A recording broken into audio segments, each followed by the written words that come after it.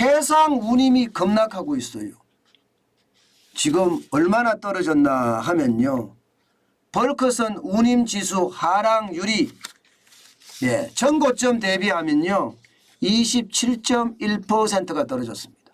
27.1%. 굉장히 많이 떨어졌죠. 어떤 분들은 이렇게 떨어졌는데 아니 왜 수출이 큰일 났어? 지금 말이야 컨테이너선이 없어서 배가 없어서 수출하고 싶어도 못하는 중소기업이 천지야. 벌크선 운임지수가 떨어졌으면 이제 배 잡기 편하니까 수출 많이 해서 좋지 않겠냐? 이렇게 이야기하시는 분들도 있을지도 모르겠습니다. 그런데 운임지수가 왜 떨어지겠습니까? 운임지수가 떨어질 때는요. 배를 사용하고 싶어하는 수요자들이 그만큼 떨어졌다는 거예요. 배는 많은데 배를 찾는 사람들이 그만큼 줄어들었다는 이야기입니다. 그러면 벌크선 운임지수가 떨어질 수밖에 없습니다. 게다가 운임지수 하락률이 그 어느 때보다 커요. 27.1%니까요. 여러분 어느 정도로 떨어졌는지 아마 짐작이 되실 거예요. 이 벌크선이 파란색이 벌크선입니다. 지난 5월입니다. 여기입니다. 여기. 지난 5월에 3073을 기록했습니다. 그런데 30일을 기준으로 보면요. 2240이에요. 3000에서 2240을 빼면 833포인트입니다. 이 833포인트가 3073에 대비해 보면 27.1%가 하락한 수치입니다. 27.1%면 여러분 4분의 1이 날아간 거잖아요. 그죠? 4분의 1이. 굉장히 많이 떨어져요. 게다가 말입니다. 이게 벌크선의 또 하나의 지수가 이게 케이프 지수거든요. BCI 지수라는 건데 이거는 더 떨어졌어요. 2021년에 4019까지 올라갔던 것이 지금 6월 30일에는요. 2434까지 지금 떨어졌습니다. 그야말로 여러분 벌크선 운임지수가 굉장히 빠른 속도로 떨어지고 있다는 이야기예요. 여러분 벌크선이라는 게 일반적으로 그냥 크게 막 갖다 싣는 거잖아요. 예를 들어서 석탄, 곡물 뭐 이런 건 다 벌크선이 대부분 다 담당을 합니다. 그런데 이 벌크선이 떨어진다는 것은요. 원자재의 이동량이 줄어든다는 얘기예요.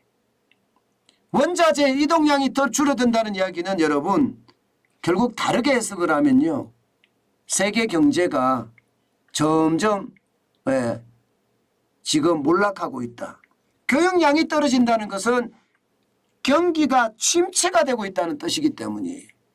그 정도로 말입니다. 그 어느 때보다 지금 상황이 좋지 않다. 이렇게 이야기할 수 있고요. 또 하나 있습니다. 또 하나. 이게 이제 컨테이너선으로 가야 되잖아요.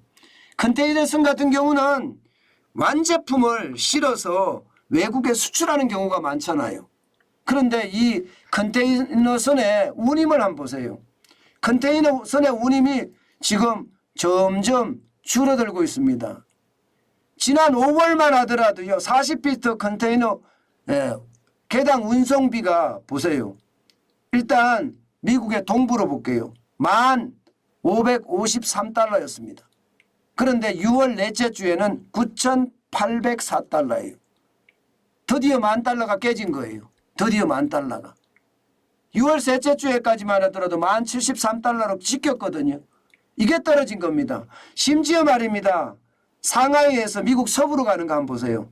이것도 5월에 7,863달러였거든요. 이게 7,378달러로 떨어지고 있습니다. 그러니 운임지수도 2019년에는 811이었어요. 그런데 지금은 4,216이 아직까지 높아요. 그렇지만 6월 셋째 주 4,222보다는 낮아졌습니다. 그러니까 이게 물동량이 줄어든다. 이 말은요. 그만큼 말입니다. 세계 상황이 교역량이 줄어든다. 이런 뜻이 돼요. 그러면 우리는 수출을 중심으로 하는 나라잖아요. 수출을 중심으로 하는 나라 입장에서는 여러분 이게 물동량이 떨어진다는 것은 교역량이 준다는 거고 조역량이 준다는 것은 세계 경제가 침체하는 것을 의미하거든요. 우리 입장에서는 굉장히 나쁜 그런 지표이기도 하죠. 게다가 말입니다. 재고는 또 얼마나 쌓입니까? 우리 재고 삼성전자만 하더라도요. 1분기만 재고 자산이 49조 8,477억 원이나 됩니다. 전년 동기 대비하면 53.9%가 늘어났어요. LG도 마찬가지입니다. 재고 자산은 계속 늘고 있습니다. 여기에다가 여러분 중고차 값 지금 꺾였습니다.